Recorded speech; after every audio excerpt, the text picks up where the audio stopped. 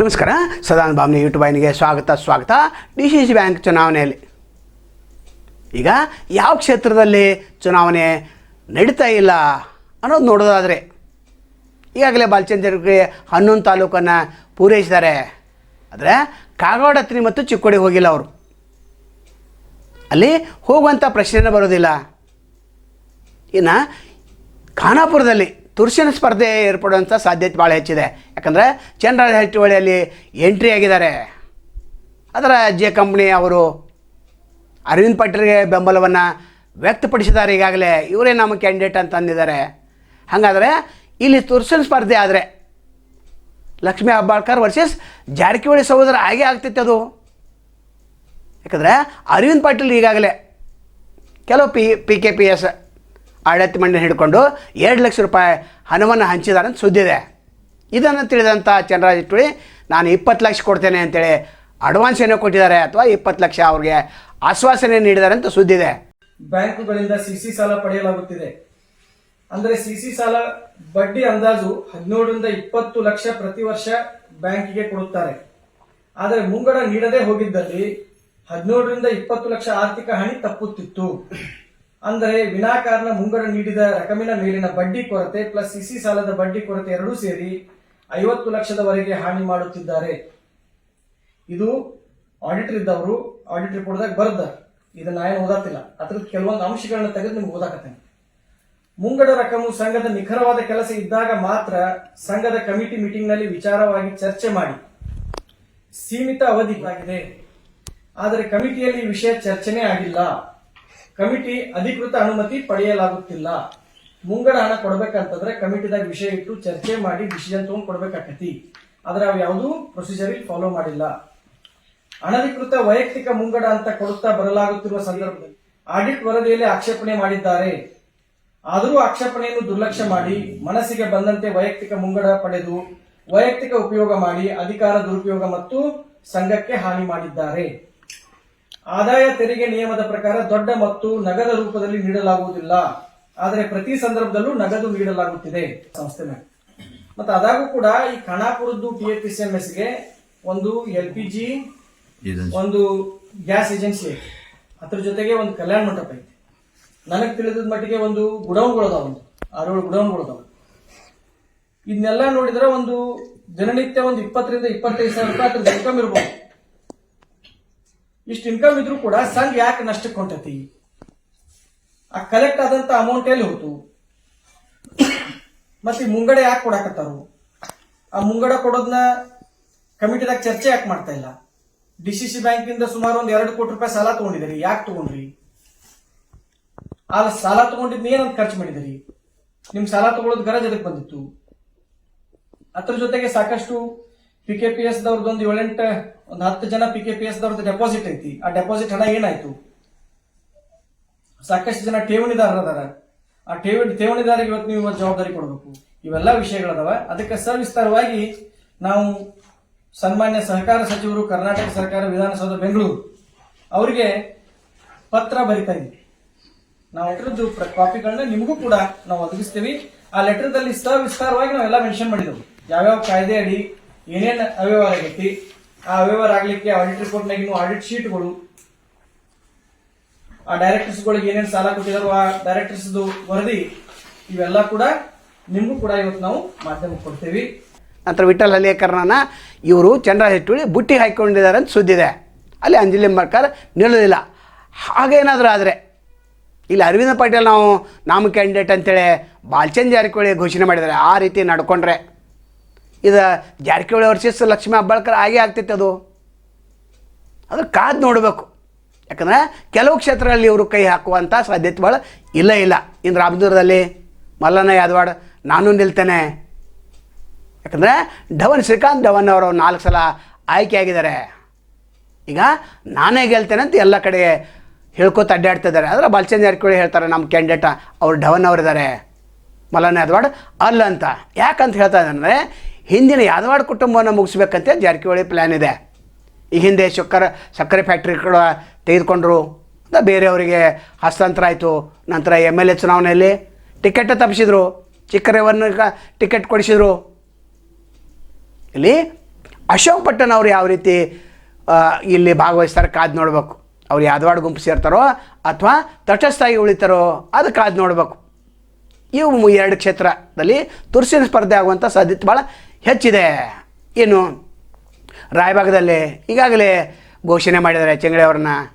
ನಂತರ ಬಾಲಚಂದ್ರ ಜಾರಕಿಹೊಳಿ ಹೋದಲ್ಲಿ ಏನು ಹೇಳ್ತಾರಂದರೆ, ನಾವು ಈಗಾಗಲೇ ಪ್ರಭಾಕರ್ ಕೋರೆ ಅವರ ಸಲಹೆಯನ್ನು ಪಡೆದಿದ್ದೇವೆ, ಲಕ್ಷ್ಮಣ್ ಸವದಿ ಅವರ ಸಲಹೆಯನ್ನು ಪಡೆದಿದ್ದೇವೆ, ಹಿರಿಯರ ಸಲಹೆಯನ್ನು ಪಡೆದಿದೆ ಅಂತ ಹೇಳ್ತಾರೆ. ಆದರೆ ಇವರು ಯಾರಿಗೂ ಭೇಟಿಯಾಗಿಲ್ಲ, ಲಕ್ಷ್ಮಣ್ ಸವದಿಗೂ ಭೇಟಿಯಾಗಿಲ್ಲ ಮತ್ತು ಪ್ರಭಾಕರ್ ಕೋರೆಗೂ ಭೇಟಿಯಾಗಿಲ್ಲ. ಅಂದ್ರೆ ಇವರು ಕೇವಲ ಗಾಳಿಯಲ್ಲಿ ಗುಂಡು ಹಾರಿಸ್ಕೋತ ನಡೆದಾರೆ. ಇಲ್ಲ, ಜಿದ್ದಾಜಿದ್ದೇನು ಆಗಿಲ್ಲ ರೀ. ಕೆಲವೊಂದು ತಾಲೂಕು ಕಷ್ಟ ಆಗ್ಬೋದು. ಯಾಕಂದ್ರೆ ನಾವು ಏನಿಲ್ಲ, ಖಾನಾಪುರ ಸ್ಟಾರ್ಟ್ ಮಾಡಿ ನಿಪ್ಪಾನಿ ಇವತ್ತು ಸಮಾರೋಪ ಮಾಡಿ 11 ತಾಲೂಕು ಆಯ್ತು ನಮ್ಮದ್ರೆ. ಸೊ ಇನ್ನೊಂದು ಅದರ್ಸ್ ಒಂದು ಮೀಟಿಂಗ್ ಮಾಡಿದ್ರೆ ಅದು ಆಗಸ್ಟ್ ಎಂಡಿಗೆ ಮಾಡ್ತಾರೆ. ಸೊ ಜಿದ್ದಾಜಿದ್ದು ಏನಿಲ್ಲ ರೀ, ಸಮಾಧಾನಲಿ ನಾನು ಏನಿಲ್ಲ ಶಾಂತಲಿ ಚುನಾವಣೆ ಮಾಡ್ಬೇಕಂತ ನಮ್ದೆಲ್ಲ ಇಚ್ಛಾ ಅದೇ ರೀ. ಅಂದರೆ ಎಲ್ಲರೂ ಏನಿಲ್ಲ ಇದೇ ರೀ, ಸತೀಶ್ ಜಾರಕಿಹೊಳಿ ಅವರು ರೀ, ಪ್ರಭಾಕರ್ ಕೋರೆ ಸಾವ್ಕಾರು, ಲಕ್ಷ್ಮಣ್ ಸವದಿ ಅವರು, ರಮೇಶ್ ಜಾರಕಿಹೊಳಿ ಅವರು, ಅಣ್ಣಾಸಾಬ್ ಜೊಲ್ಲೆ ಎಲ್ಲರೂ ಟೀಮ್ MLAಗಳು XMLA ಎಲ್ಲ ಕರ್ಕೊಂಡು ಸಮಾಧಾನಲಿ ಎಲೆಕ್ಷನ್ ಮಾಡಬೇಕು. ಜಿದ್ದಾಜಿದ್ದಿ ಆಗಬಾರ್ದು. ಜಿದ್ದಾಜಿದ್ದಿ ಆದರೆ ರೈತರಿಗೆ ಸೊಸೈಟಿಗೆ ತೊಂದರೆ ಆಗ್ತೈತೆ ಅಂತೇಳಿ ಎಲ್ಲರೂ ಸಮಾಧಾನ ಮಾಡೋಕ್ಕೆ ಪ್ರಯತ್ನ ಮಾಡ್ತೀವಿ. ಸಕ್ಸಸ್ ಆಗ್ತು ಅಂತೇಳಿ ಕಾನ್ಫಿಡೆನ್ಸ್ ಇದೆ. ಅಷ್ಟು ಮೀರಿ ಕೆಲವೊಂದು ತಾಲೂಕಿಗೆ ಚುನಾವಣೆ ಆದರೂ ಆಗ್ಬೋದು. ಚುನಾವಣೆ ಆತಂದ್ರೆ ಭಾರಿ ತಾಕತ್ಲೆ ಚುನಾವಣೆ ಮಾಡ್ತೀವಿ. ಹಾಂ, ಬಣ ರಾಜಕೀಯ ನಮ್ದೊಂದು ಗ್ರೂಪ್ ಇದ್ದೇ ಇದ್ರಿ, ಮತ್ತು ಇದು ಮೀರಿವ್ರಿ. ಸೊ ಕೆಲವೊಂದು ಇನ್ನೊಂದು ಗುಂಪಾದರೂ ನಾವೇನು ಆಶ್ಚರ್ಯ ಪಡಂಗಿಲ್ಲ. ಯಾಕಂದ್ರೆ ರಾಜಕಾರಣದಾಗ ರೀ ಅವ್ರಿಗೂ ಎಲ್ಲ ನಿಲ್ಬೇಕಂತ ಇರ್ತಾರೆ. ಈಗ ನಿಲ್ಲವ್ರೊಬ್ಬರ ಒಂದು ಕಡೆ 3-4 ಜನ ಆಕಾಂಕ್ಷಿ ಇದ್ರೆ ತಿಳ್ಕೊರೆ. ಸೊ ಅವ್ರಿಗೆಲ್ಲ ಸಮಾಧಾನ ಮಾಡೋಕ್ಕಾಗಲ್ಲ. ಒಬ್ಬೊಬ್ಬರು ನಾಮಕೆ ವಾಸ್ತೆ ಇಲೆಕ್ಷನ್ ಆಗ್ಬೋದು ರೀ, ಕೆಲವೊಂದು ಜೋರಾಗಿ ಇಲೆಕ್ಷನ್ ಆಗ್ಬೋದು. ಅಂದರೆ ಇನ್ನೊಂದು ಗುಂಪು ಆಗ್ತೈತಿಲ್ಲೋ ಗೊತ್ತಿಲ್ಲ ರೀ. ಸೊ ನಾವು ಆಗಬಾರ್ದಂತ ನಮ್ಮೆಲ್ಲ ಇಚ್ಛಾ ಇದೆ ರೀ. ಎಲ್ಲನೂ ಕಾನ್ಫಿಡೆನ್ಸ್ ತೊಗೊಂಡು ಹೋಗೋಣತ್ತ. ಮತ್ತು ಗುಂಪು ಆಯ್ತಂದ್ರೆ ನಾವು ಇಲ್ಲಿ ಚುನಾವಣೆ ಜೋರಾಗಿ ಮಾಡ್ತೀವಿ ರೀ. ಹ್ಞೂ, ಹಾಂ, ಅದು ಹೋದ್ಸಲನೂ ಎಲ್ಲ ಹೋದ್ಸಲ 2020ರಲ್ಲಿ ಎಲ್ಲ ನಮ್ಮ ಮುಖಂಡರೆಲ್ಲ ಸೇರಿ ಅವಿರೋಧ ಆಯ್ಕೆ ಮಾಡಿದ್ದೀರಿ. ಬೋರ್ಡ್ ಆಫ್ ಡೈರೆಕ್ಟ್ರಿಗೂ, ಅಧ್ಯಕ್ಷ, ಉಪಾಧ್ಯಕ್ಷ, ಅಪೇಕ್ಷ ಬ್ಯಾಂಕ್ ಎಲ್ಲರೂ. ಈಗೂ ಆ ಥರ ಅಂದರೆ ಕೆಲವೊಂದು ಹಿರಿಯರು ಮಾತಾಡ್ಕೊಂಡು ನಾವು ಮಾಡ್ಬೇಕಂತ ಪ್ಲ್ಯಾನ್ ಇದೆ. ಅಂದರೆ ನಮ್ಮ ಜಿಲ್ಲಾದವ್ರೆ ಮಾಡ್ಬೇಕತ್ತೇರ. ಸೊ ಅದಕ್ಕೆ ಆ ಥರ ಜಿದ್ದಾಜಿದ್ದು ಆಗೋದಿಲ್ಲ. ಅಕಸ್ಮಾತ್ ಬಂದರೆ ಏನು ನಾವು ಒಂದು ಗ್ರೂಪ್ ಮಾಡ್ಕೊಂತಲ್ಲ, ಚುನಾವಣೆ ಡೆಫಿನೆಟಾಗಿ ಮಾಡ್ತೀವಿ.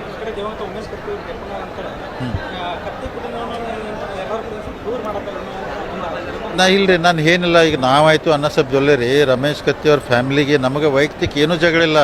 ನಮಗೂ ಅವ್ರಿಗೆ ಯಾವುದೂ ಇಲ್ಲ. ರಾಜಕೀಯವಾಗಿ ಡಿಫ್ರೆನ್ಸ್ ಆಫ್ ಒಪಿನಿಯನ್ ಅದಾವೆ. ಅವ್ರ ವಿಚಾರ ಬೇರೆ ಇದೆ, ನಮ್ಮ ವಿಚಾರ ಬೇರೆ ಇದೆ. ಅದನ್ನು ಬಿಟ್ಟು ರಮೇಶ್ ಕತ್ತಿ ಅವ್ರಿಗೆ, ನಿಖಿಲ್ ಕತ್ತಿ ಅವ್ರಿಗೆ ವೈಯಕ್ತಿಕ ನಾವು ಯಾವುದೂ ಸಮಸ್ಯೆ ಮಾಡಿಲ್ಲ, ಮಾಡೋದಿಲ್ಲ. ಆದರೆ ರಾಜಕೀಯವಾಗಿ ಭಿನ್ನಾಭಿಪ್ರಾಯ ಆಗ್ತೈತಿ, ಅದು ಡಿಫ್ರೆನ್ಸ್ ಆಫ್ ಒಪಿನಿಯನ್ ಇದ್ದೇ ಇರುತ್ತೆ. ಅದು ನೋಡೋಣ ಮುಂದೆ ಸರಿ ಆಗ್ತೈತಿ ಇಲ್ಲೋ ಗೊತ್ತಿಲ್ಲ. ಎಲ್ಲ ತಿಳಿ ಮಾಡೋಕ್ಕೆ ಪ್ರಯತ್ನ ಮಾಡ್ತೀವಿ ರೀ. ಈಗ 11 ತಾಲೂಕೆಲ್ಲ ಮುಗಿದು ರೀ. ಅಂದರೆ ಮೊದಲೇ ಡಿಸೈಡ್ ಮಾಡಿದ್ವಿ, ಅಥಣಿ, ಕಾಗವಾಡ, ಚಿಕ್ಕೋಡಿ, ಹುಕ್ಕೇರಿ ಅವು 4 ತಾಲೂಕು ಚುನಾವಣೆ ಅಂದರೆ ಪ್ರಚಾರ ಹೋಗೋದು ಬೇಡ ಅಂತೇಳಿ. ಈಗ ಅದನ್ನು ಮತ್ತೆ ಚರ್ಚೆ ನಡೆದಿದ್ದಾರೆ. ಇನ್ನೊಂದು 2 ತಾಲೂಕಿಗೆ ಹೋಗ್ಬೇಕೇನೋ ಅಂತೆಲ್ಲ ಚರ್ಚೆ ನಡೆದಿದೆ. ಅದನ್ನು ನೋಡ್ಕೊಂಡು ಆಮೇಲೆ ಡಿಸೈಡ್ ಮಾಡ್ತಾರೆ. ಹಾಂ, ಇಲ್ಲ, ಅವರು ಅದಿಂದ ಇದ್ದಾರೆ ರೀ, ನಮ್ಮ ಹೆಸರು ಹೇಳಿ ಓಡಾಡ್ತಾರೆ ಅವ್ರಿ. ಖರೆ ನಾವು ಅವ್ರಿಗೆ ನಿಲ್ಲ ಅಂತ ಹೇಳಿಲ್ರಿ. ನಾವು ರಾಮದುರ್ಗ ಕ್ಯಾಂಡಿಡೇಟ್ ಯಾರಿಗೂ ಫೈನಲ್ ಮಾಡಿಲ್ಲ. ಆದರೂ ಮಲ್ಲನೇ ಯಾದವಾಡ ನಮ್ಮ ಹೆಸರು ಹೇಳ್ಕೊಂಡು ಅವ್ರು ಅಡ್ಡಾಡತ್ತಾರೆ. ನಾವು ಯಾರಿಗೂ ಇಲ್ಲ. ಇನ್ನೂ ಎಲ್ಲ ಹಿರಿಯರನ್ನ ಕೇಳಿ ಫೈನಲ್ ಮಾಡ್ತಪ್ಪ ಅಂದರೂ ಅವ್ರು ಅಡ್ಡಾಡತ್ತಾರೆ. ನಮಗೇನು ಹೇಳಿಲ್ಲ ಅವ್ರು ಚುನಾವಣೆ ಮಾಡ್ರೆ ನಮ್ದು ಇನ್ನೂ ಅದ್ರ ನಮ್ಮದು ಕ್ಯಾಂಡಿಡೇಟ್ ಬೇರೆನೇ ಆಗ್ತೈತ್ರಿ ಅವ್ರು ನಿಂತರು ಅಂದ್ರೆ.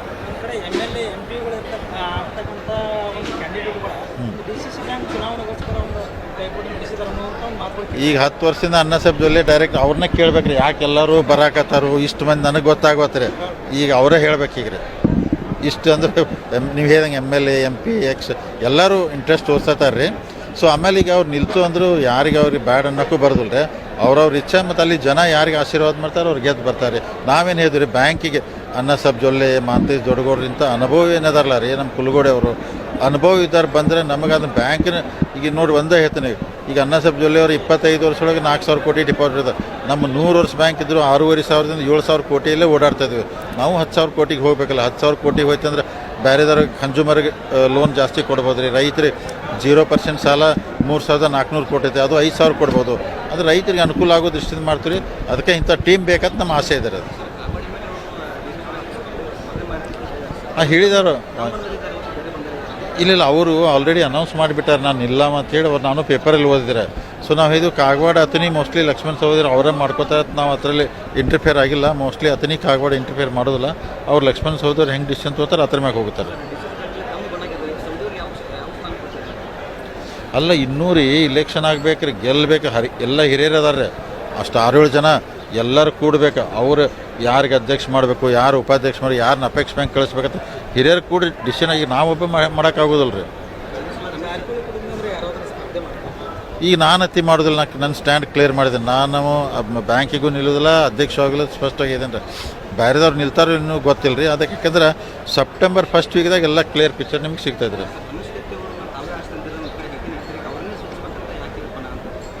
ಅಲ್ಲ, ಈಗ ನಾವು ಇನ್ನು ಸೋಲಿಸ್ಬೇಕಂತ ಎಲ್ಲಿ ಮಾಡಿದ್ದು ನಾವು ರೀ. ಈಗ ಆ ಥರ ಎಲ್ಲ ಏನಿಲ್ಲ, ಹುಕ್ಕೇರಿ ಇನ್ನೊಂದು ತಾಲೂಕಿಗೆ ಚುನಾವಣೆ ಮಾಡಬಾರ್ದು ಇನ್ನೂ ಗೊತ್ತಿಲ್ಲ. ಅಲ್ಲಿ ಲೋಕಲ್ ಮುಖಂಡರು ಬಂದು ಅಥವಾ ಅಲ್ಲಿ ಸೊಸೈಟಿಯವ್ರು ಬಂದು ನೀವು ಕ್ಯಾಂಡಿಡೇಟ್ ಹಾಕಂದಾಗ ನಮಗೆ ಬಿಡೋಕೆ ಹೆಂಗೆ ಬರ್ತದೆ, ಅವರೇ ಜನ ಹಾಕಂದಾಗ ಅವ್ರು ಬ್ಯಾಡ್ ಅಂದರೆ ಬಿಡ್ತು, ಅಲ್ಲಿ ಜನ ನಿಲ್ಸಂದ್ರೆ ನಿಲ್ಲಿಸ್ತೀವಿ ರೀ. ನಾವೇನು ಅವ್ರಿಗೆ ವೈಯಕ್ತಿಕವಾಗಿ ರಮೇಶ್ ಕತ್ತಿಯವ್ರಿಗೆ ನಾವೇನು ವಿರೋಧ ಮಾಡೋದಿಲ್ಲ, ಮಾಡೋಕ್ಕೆ ಹೋಗೋದಿಲ್ಲ. ರಾಜಕೀಯವಾಗಿ ನಮಗೆ ಅವ್ರಿಗೆ ವ್ಯತ್ಯಾಸ ಇದೆ ರೀ.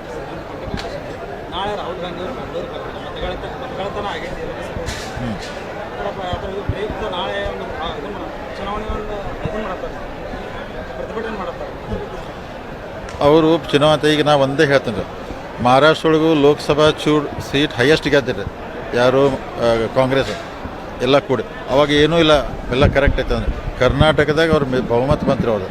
ಅವಾಗ ಈ ಬಗ್ಗೆ ಮತ್ತು ಇದ್ರ ಬಗ್ಗೆ ಏನೂ ಇಲ್ಲ. ಅವ್ರು ಯಾವಾಗ ಸೋಲ್ತಾರೆ ಹಿಂಗೆ ಅಲಿಗೇಷನ್ ಮಾಡ್ತಾರೆ, ಇದು ಜನಕ್ಕೂ ಗೊತ್ತೈತಿ. ಈವನ್ ಸುಪ್ರೀಂ ಕೋರ್ಟ್ನಾಗ ಅದ್ರ ಬಗ್ಗೆ ಡಿಸ್ಕಷನ್ ಆಯಿತು. ಈ ಥರ ಮಾಡೋದಕ್ಕಿಂತ ಬೇರೆ ಕೆಲಸ ಮಾಡಿದ್ರೆ ಒಳ್ಳೇದಂತ ನನ್ನ ಅಭಿಪ್ರಾಯ. ಕಾಂಗ್ರೆಸ್ ಪದೇ ಪದೇ ಅಂದರೆ ಇದೇ ವಿಚಾರ ಇಟ್ಕೊಂಡು ಬದಲಾವಣೆ ಆಗಿತ್ತು. ನಾಳೆ ದೊಡ್ಡ ಪ್ರಮಾಣ ಪ್ರತಿಭಟನೆ ಎಲ್ಲರೂ ಮಾಡ್ತಾ ಇದ್ದಾರೆ. ನಾನು ಟಿ ವಿಯಲ್ಲಿ ಓದಿದ್ದೆ. ಸೊ ಅದಕ್ಕೆ ನೋಡಿರಿ, ಇಲೆಕ್ಷನ್ ಕಮಿಷನ್ ಇರ್ತೈತೆ ರೀ, ಅದಕ್ಕಾದಂಥ ವ್ಯವಸ್ಥೆ ಇರ್ತೈತಿ. ಅದಕ್ಕೆ ಇಲೆಕ್ಷನ್ ಕಮಿಷನ್ ಮ್ಯಾಗೆ ಈ ಥರ ಅಲಿಗೇಷನ್ ಏನಾದ್ರು ಸಾಕ್ಷಿ ಇದ್ರೆ ಸುಪ್ರೀಂ ಕೋರ್ಟ್ ಕೊಡ್ಬೇಕು. ಯಾಕಂದ್ರೆ ಒಂದು ಸಲ ಇಲೆಕ್ಷನ್ ಕಮಿಷನ್ ಮ್ಯಾಗೆ ಜನರ ವಿಶ್ವಾಸ ಕಳ್ಕೊಬಾರ್ದು, ಈ ಥರ ಮಾಡಬಾರ್ದು ಅಂತೇಳಿ ನನ್ನ ವಿಚಾರ. ಅದನ್ನು ಬಿಟ್ಟು ಬೇರೆ ಸಾಕಷ್ಟು ಇಶ್ಯೂ ಅದಾವ್ರು, ಅದ್ರ ಮ್ಯಾಗೆ ಚರ್ಚೆ ಮಾಡಿದ್ರೆ ಚಲೋ ಅದು. ಆಶ್ಚರ್ಯ ಅಂತಂದರೆ ಜಾರಕಿಹೊಳಿ ಸಹೋದರು ಸಹಕಾರ ಕ್ಷೇತ್ರದಲ್ಲಿ ಭಾಗವಹಿಸೇ ಇಲ್ಲ. ಇವ್ರು ಘಟಪ್ರಭಾ ಸಹಕಾರಿ ಸಕ್ಕರೆ ಕಾರ್ಖಾನೆ ಮುನಿಸಿಬಿಟ್ರು, ಕೋಟ್ಯಾಂತರ ರೂಪಾಯಿ ಹಾನಿ ಮಾಡಿಬಿಟ್ರು. ಇವ್ರು ಯಾವ ರೀತಿ ಇವರು ಸಹಕಾರ ರಂಗದಲ್ಲಿ ಭಾಗವಹಿಸ್ತಾರೆ? ಯಾಕಂತಂದರೆ DCC ಬ್ಯಾಂಕ್ ಹೊಡೆಯೋದಿದೆ ಇವರಿಗೆ.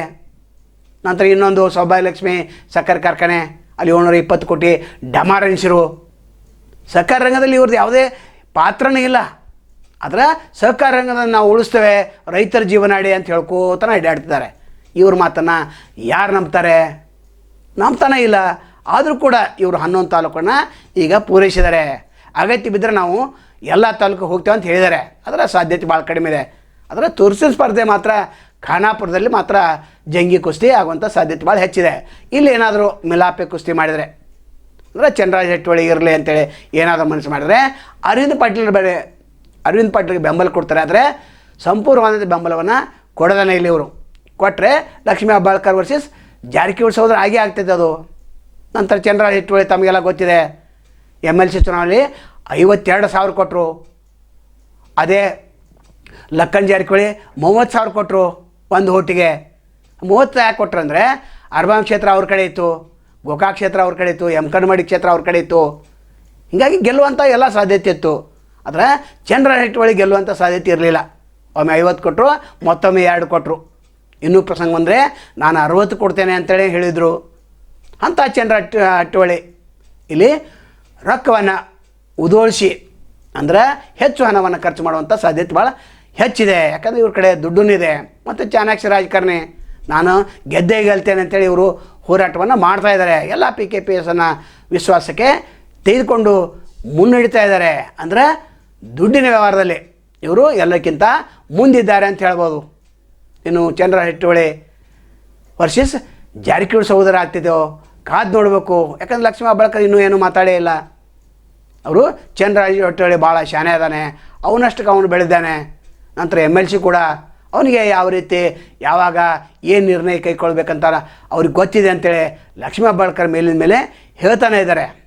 ಇಲ್ಲಿ ಜಾರಕಿಹೊಳಿ ಸಹೋದರರು ಇದನ್ನು ಯಾಕೆ ಮಾಡ್ತಾಯಿದೆ ಅಂದರೆ, ಜಿಲ್ಲಾ ರಾಜಕಾರಣ ಹಿಡಿತ ಸಾಧಿಸಬೇಕಾದ್ರೆ DCC ಬ್ಯಾಂಕ್ ತಮ್ಮ ಹಿಡಿತದಲ್ಲಿ ಇರಬೇಕು ಅಂಥೇಳಿ. ಇನ್ನು ರಾಜೇಂದ್ರ ಅಂಕಲಿಗೆ ಅವ್ರ ಗ್ಯಾಂಗದಲ್ಲೇ ಇದ್ದಾರೆ. ರಾಜೇಂದ್ರ ಅಂಕಲಿ ಏನು MK ಹುಬ್ಬಳ್ಳಿ ಶುಗರ್ ಫ್ಯಾಕ್ಟ್ರಿನ ನುಂಗಿ ನೀರು ಕೊಡಿದವರು. DB ಇನಾಮದಾರ್ ಕೇವಲ ಚೇರ್ಮನ್ ಹೆಸರಿಗೆ ಅಷ್ಟೇ ಇದ್ದರು. ಇಲ್ಲಿ ಉಪಾಧ್ಯಕ್ಷ ರಾಜೇಂದ್ರ ಅಂಕಲಿಗಿದ್ದರು. ರಾಜೇಂದ್ರ ಅಂಕಲಿ 10 ವರ್ಷದ ಇತಿಹಾಸವನ್ನು ತೆಗೆದು ನೋಡಿದ ಅಲ್ಲಿ ಲೂಟಿನ ಮಾಡಿ ಬಂದರು. ಇಂಥವ್ರು ಇವರು ಸದಸ್ಯ. ಅಂದರೆ ಯಾರ್ಯಾರು ಪ್ರಭಾವ ಇದ್ದಾರೆ ಇವರು ಸದಸ್ಯರು. ಅವರು ಅಂದ್ರೆ ಇವ್ರು ನಿರ್ದೇಶಕರು. ಯಾರು ಕಮ್ಜೋರ್ ಇದ್ದಾರೆ ನಮಗೆ ಅವ್ರಿಗೇನು ಗುರ್ತಿಲ್ಲ ಅಂತ ಹೇಳ್ತಾರೆ. ಮಲ್ಲಣ್ಣ ಯದವಾಡಿಗೆ ಅದನ್ನೇ ಹೇಳಿದ್ದಾರೆ, ನಮ್ಮ ಹೆಸರು ತೆಗೆದುಕೊಂಡು ಇವರು ಪ್ರಚಾರ ಮಾಡ್ತಾಯಿದ್ದಾರೆ ಅಂತೇಳಿ. ಆದರೆ ಮಲ್ಲಣ್ಣ ಯಾದವ್ ಅವರಿಗೆ ಗೊತ್ತಿದೆ ಡವನ್ ಅವ್ರನ್ನ PKPS ಅವರು ಸೋಲಿಸ್ತಾರೆ ಅಂತೇಳಿ. ಯಾಕಂದರೆ ವಿಶ್ವಾಸಕ್ಕೆ ತೆಗೆದುಕೊಂಡು ಕೆಲಸವನ್ನು ಮಾಡಿಲ್ಲ, 4 ಬಾರಿ ಆಯ್ಕೆ ಆದರೂ ಕೂಡ ಡವನ್ ಅವರು ಕೆಲಸವನ್ನು ಮಾಡಿಲ್ಲ ಅಂತ ಒಂದು ಆರೋಪ ಇದೆ. ಇಲ್ಲಿ ಯಾವ ರೀತಿ ಕುಸ್ತಿ ಆಗ್ತೈತೆ ಕಾದು ನೋಡಬೇಕು. ಒಟ್ಟಾರೆ ಇದೊಂದು ರೈತರ ಜೀವನಾಡಿ ಅಂತ ಹೇಳ್ತಾ ಇದ್ದಾರೆ. ಆದರೆ ಫ್ಯಾಕ್ಟ್ರಿಗಳ ಉಳಿಸುವಂಥ ಜೀವನಾಡಿ ಏನು ಸತೀಶ್ ಜಾರಕಿಹೊಳಿ ಅವರು ಮೌನವಾಗೇ ಇದ್ದಾರೆ. ಯಾಕಂದರೆ ಅವರು 2 ಫ್ಯಾಕ್ಟ್ರಿ ಚಾಲೂ ಮಾಡಿದ್ದಾರೆ, ಇನ್ನೊಂದು ಫ್ಯಾಕ್ಟ್ರಿಗೆ ಕೈ ಹಾಕಿದ್ದಾರೆ. ಮತ್ತು ಧಾರವಾಡದಲ್ಲಿ ಚಂದ್ರ ಹೆಟ್ಟುವಳಿ ಅವರು ಭೂಮಿ ಖರೀದಿ ಮಾಡಿ ಅವರು ಒಂದು ಮಂಡಲ್ ಶುಗರ್ಸ್ ಅಂತ ಅವರು ಸ್ಥಾಪನೆ ಮಾಡಿದ್ದಾರೆ. ಇನ್ನು ಇವರು ಯಾಕೆ ಇವರು ಸ್ಪರ್ಧೆ ಮಾಡ್ತಾರೆ ಅಂದರೆ DCC ಬ್ಯಾಂಕಿನಿಂದ ಸಾಲವನ್ನು ಪಡಿಬೇಕಾಗಿದೆ. ಆದರೆ ರೈತರ ಹೆಸರಿನಲ್ಲಿ ಇವರು ಭಾಷಣ ಮಾಡ್ಕೋತಾ ಅಡ್ಡಾಡ್ತಾ ಇದ್ದಾರೆ. ಇದು ಎಲ್ಲರಿಗೂ ಗೊತ್ತಿದೆ. ಮತ್ತು PKPS ಅವರು ನಾವು 3 ಸಲ ಉಡಿ ತುಂಬಕ್ಕೆ ರೆಡಿ ಇದ್ದೇವೆ ಅಂತ ಬಾಲಚಂದ್ರ ಜಾರಕಿಹೊಳಿ ಹೇಳ್ತಾರೆ. ಅಂದರೆ 1 ಸಲ ಕೊಟ್ಟರೆ ನಾವು ಮತ್ತೊಂದು ಸಲ ಕೊಡ್ತೇವೆ, 2ನೇ ಸಲ ಕೊಟ್ಟರೆ ಕೊಡ್ತೇವೆ, 3ನೇ ಸಲ ಕೊಡ್ತೇವೆ, ಆದರೆ ಯಾವುದೇ ಕಾರ್ಯಕ್ಕೆ ನಾವು ಬಿಡೋದಿಲ್ಲ ಅನ್ನುವಂಥ ಶಬ್ದವನ್ನು ಹುಕ್ಕೇರಿಯಲ್ಲಿ ಹೇಳಿದ್ದಾರೆ, ನಿಪ್ಪಾಣಿಯಲ್ಲಿ ಹೇಳಿದ್ದಾರೆ. ನಂತರ ರಾಯಬಾಗದಲ್ಲಿ ಕೂಡ ಅದನ್ನು ಹೇಳಿದ್ದಾರೆ. ಖಾನಾಪುರದಲ್ಲಿ ಏನು ಪ್ರಾರಂಭ ಮಾಡಿದರು 11 ತಾಲೂಕನ್ನು ಇವರು ಮುಗಿಸಿದ್ದಾರೆ. ಇನ್ನು ಉಳಿದ ತಾಲೂಕಿಗೆ ಇವರು ಹೋಗುವಂಥ ಅಗತ್ಯ ಇಲ್ಲ ಮತ್ತು ಹೋಗೋದೇ ಇಲ್ಲ. ಒಟ್ಟಾರೆ ಈ 2 ಕ್ಷೇತ್ರದಲ್ಲಿ ಚುನಾವಣೆ ನಡೆಯುವಂಥ ಸಾಧ್ಯತೆ ಭಾಳ ಹೆಚ್ಚಿದೆ. ನಾಳೆ ಮತ್ತು ತಮ್ಮನ್ನು ಭೇಟಿಯಾಗ್ತೇವೆ. ಅಲ್ಲಿವರೆಗೆ ಎಲ್ಸಿವಾಗಲಿ. ನಮಸ್ಕಾರ.